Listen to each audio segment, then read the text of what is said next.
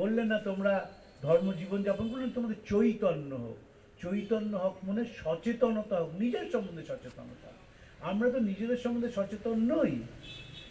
আমি মাঝে মাঝে একটি কথা বলি, যে মানুষ বাইরে গিয়ে প্রচুর ভালো কথা বলেন, তিনি বাড়িতে স্ত্রীর ওপর খড়গহস্ত হয়ে যান যদি কপির ডালনা একটু নুনটা কম হয়। আমার আচরণ করে কি হলো, লাভ হলো না তো। আমি যেটা বলবো, আমার যদি মন মুখ এক না হয়, সেই জীবনের কোনো মানে হয় না। আমরা 10 মুখে থাকি। আমরা ঠিক করে ফেলি কার সঙ্গে কি মুখ ব্যবহার করব, কাকে কতখানি কাছে গেলে আমি কিছু সুযোগ পেতে পারি। এই অঙ্কতেই জীবনটা শেষ হয়ে যায়। নিৎসে একজন বিখ্যাত জার্মান ফিলোসফার বলেছিলেন, যখন সব বোঝা তোমার চলে গেছে তখন তুমি নিজেই নিজের কাছে বোঝা।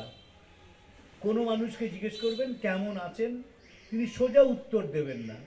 সোজা উত্তর তো কেমন আছেন, হয় ভালো আছেন হয় খারাপ আছেন, তিনি সেটা বলবেন না। কেমন আছেন বলতে গেলেই মেডিকেল বুলেটিনটা বলতে শুরু করবেন। ইউরিক অ্যাসিডটা কমছে না, সুগারটা বেড়েই যাচ্ছে, পটাশিয়াম সোডিয়াম গন্ডগোল করছে, কিছুতেই ভাই রাত্রিরে ঘুম হয় না, নিজের কথা বলে বলে বলে যাওয়া।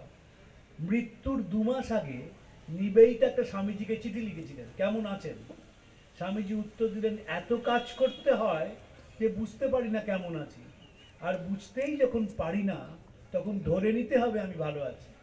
যখন এই কথা লিখছেন স্বামীজি, তখন আনট্রিটেড ডায়াবেটিস 2টো কিডনিকে নষ্ট করে দিয়েছে, একটা চোখ নষ্ট হয়ে গেছে, 2বার হার্ট অ্যাটাক হয়ে গেছে, পাটা ফুলছে, মৃত্যু দরজায় করাঘাত করছে, বয়সটা মাত্র 39।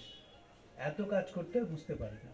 আর আমাদের যদি সামান্য জ্বর হয়, সঙ্গে সঙ্গে ফেসবুকে চলে ওঠে সাফারিং ফ্রম ফিভার, শুধু এইটুকুনি লেখা।